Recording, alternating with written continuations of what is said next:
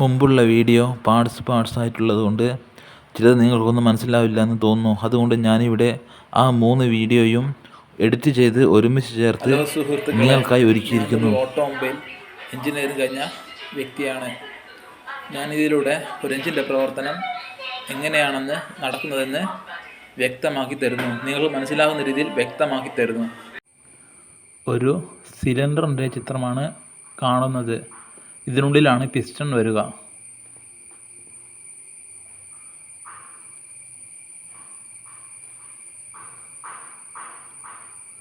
അവിടെ inlet valve തുറന്ന് petrol ഉള്ളിലേക്ക് വരുന്നു. സ്പാർക്ക് പ്ലഗ്, എക്സോസ്റ്റ് വാൾവ് അടഞ്ഞിരിക്കും. ഇപ്പോൾ മറ്റ് രണ്ട് പിസ്റ്റൺ മുകളിലേക്ക് വരുമ്പോൾ ഈ പിസ്റ്റൺ താഴേക്ക് വരുന്നു.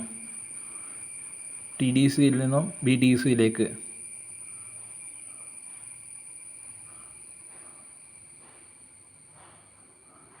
TDCയിൽ നിന്ന് BDCയിലേക്ക് താഴ്ന്നു വരുന്നു. രണ്ടാമത്തെ സെക്ഷൻ വരുന്നത് കംപ്രഷനാണ്. രണ്ട് ഇൻലെറ്റ് വാൾവും എക്സോസ്റ്റ് വാൽവും അടഞ്ഞിരിക്കും. പിസ്റ്റൺ മുകളിലേക്ക് ഉയരും. മറ്റ് പിസ്റ്റൻ്റെ താഴേക്ക് വരുമ്പോൾ, രണ്ട് പിസ്റ്റൺ താഴേക്ക് വരുമ്പോൾ ഈ പിസ്റ്റണും വേറെ പിസ്റ്റണും മുകളിലേക്ക് ഉയരും.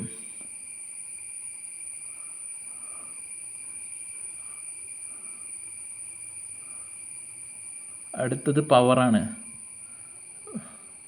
ഇവിടെ രണ്ട് വാൾവുകളും ഇൻലെറ്റ് വാൾവും എക്സോസ്റ്റ് വാൾവും അടഞ്ഞിരിക്കും. ഇതിൽ നിറഞ്ഞിരിക്കുന്ന പെട്രോള് സ്പാർക്ക് പ്ലഗ് ഉപയോഗിച്ച് കത്തിക്കുന്നു. അപ്പോൾ തീയുടെ ശക്തി കൊണ്ട് പിസ്റ്റൺ താഴേക്ക് ചലിക്കുന്നു. അപ്പോൾ 4 പിസ്റ്റണുള്ള ഒരു എഞ്ചിന് 2 പിസ്റ്റൺ മുകളിലേക്ക് ചലിക്കുകയും ചെയ്യുന്നു.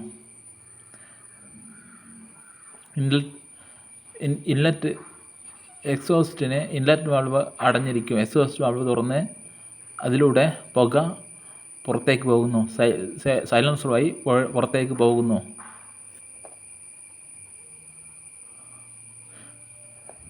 അപ്പോൾ BDCയിൽ നിന്ന് TDCയിലേക്ക് പിസ്റ്റൺ ചലിക്കുന്നു. ഈ വീഡിയോയിൽ കാണുന്ന പോലെയാണ് 2 പിസ്റ്റൺ മുകളിലേക്കും 2 പിസ്റ്റൺ താഴേക്കും ചലിക്കുന്നത്. ചിത്രത്തിൽ കാണുന്നത് പോലെയാണ് ഇൻലെറ്റ് വാൾവും എക്സോസ്റ്റ് വാൾവും തുറക്കുകയും അടയ്ക്കുകയും ചെയ്യുന്നത്.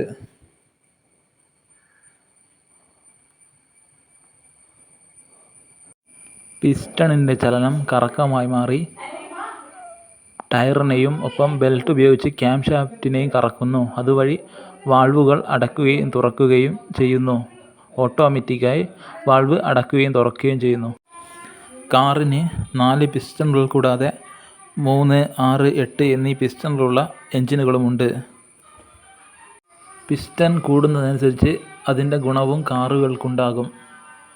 സാധാരണ ഒരു ബൈക്കിന് ഒരു പിസ്റ്റൺ മാത്രമേ ഉണ്ടാകുകയുള്ളൂ.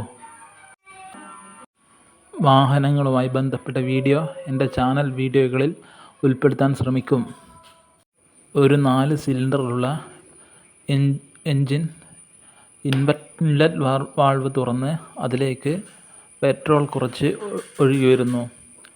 പിന്നീട് സ്പാർക്ക് പ്ലഗ് ഉപയോഗിച്ച് അത് കത്തിച്ച് തീയുടെ ശക്തിയാൽ പിസ്റ്റണിനെ താഴോട്ടേക്ക് തള്ളുകയും ചെയ്യുന്നു. ഇതുവഴി പിസ്റ്റണുകളുടെ ചലനം കറക്കമായി മാറുന്നു. സുഹൃത്തുക്കളെ, ഞാൻ ഈ വീഡിയോയിൽ ഒരു ബൈക്ക് ഓടുന്നതിനെ പറ്റിയാണ് പറഞ്ഞു തരുന്നത്. അതെങ്ങനെയാണ് ഓടുന്നതെന്നും എഞ്ചിൻ്റെ പ്രവർത്തനം എങ്ങനെയാണെന്നും ഞാൻ വ്യക്തമാക്കി തരുന്നു. ഞാനിവിടെ ഒരു പിസ്റ്റണുള്ള ബൈക്ക് എഞ്ചിൻ്റെ പ്രവർത്തനമാണ് പറഞ്ഞു തരുന്നത്. നമുക്ക് വീഡിയോയിലോട്ട് പോകാം.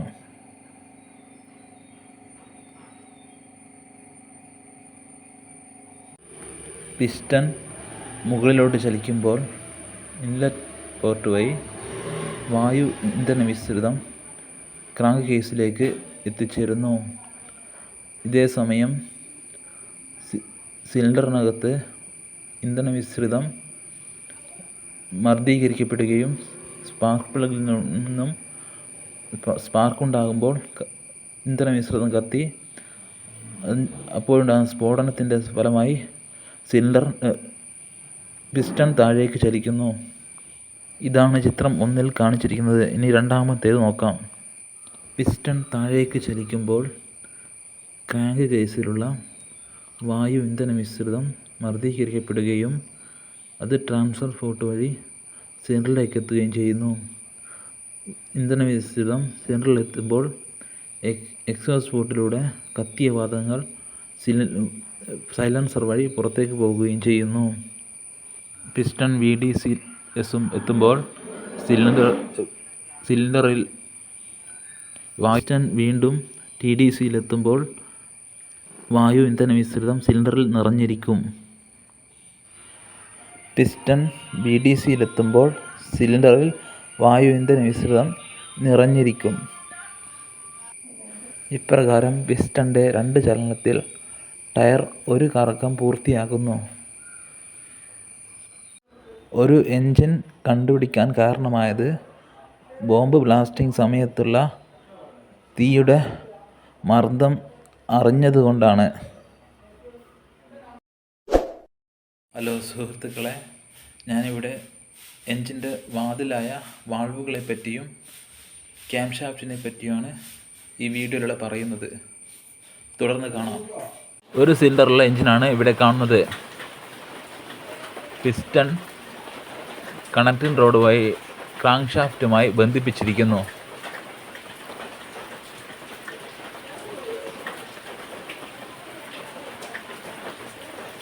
ഇവിടെ ക്യാം ഷാഫ്റ്റാണ് കാണുന്നത്. ക്യാം ഷാഫ്റ്റ് തിരിയുമ്പോൾ വാൾവുകൾ അടയ്ക്കുകയും തുറക്കുകയും ചെയ്യുന്നു. ഇൻലെറ്റ് വാൾവും എക്സോസ്റ്റ് വാൾവും അടയ്ക്കുകയും തുറക്കുകയും ചെയ്യുന്നു.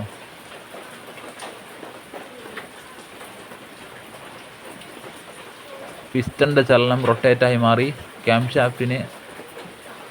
ഷാഫ്റ്റിനും തിരിയാൻ ഊർജം കൊടുക്കുന്നു.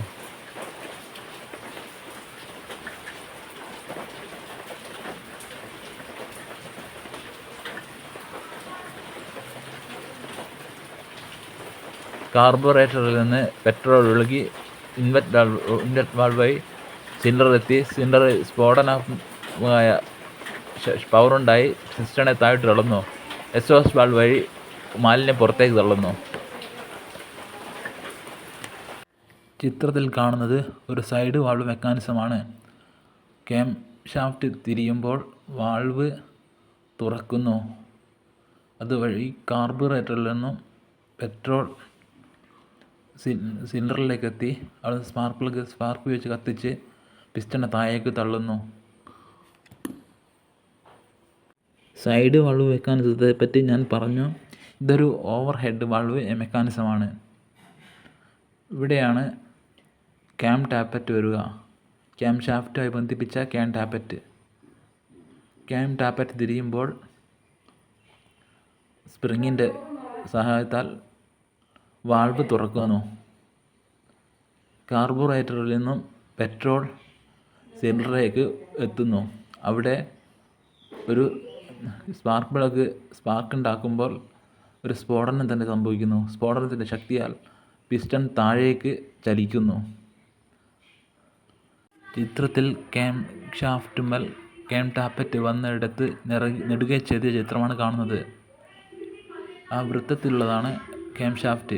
അത് നീളത്തിലുള്ള ഒരു കമ്പി പോലുള്ള സാധനത്തിൻ്റെ നെടുകെ ചിത്രമാണ്. മുകളിൽ കാണുന്ന ടോയ് എന്ന ഭാഗമാണ് വാൾവിനെ അടക്കാനും തുറക്കാനും സഹായിക്കുന്നത്. ടോയ് എന്ന എൻജിൻ വാൾവുകൾ 3 തരത്തിലുണ്ട്. 1 poppet valve, 2 sleeve valve, 3 rotary valve. ഇവിടെ പോപ്പറ്റ് വാൾവാണ് കാണുന്നത്.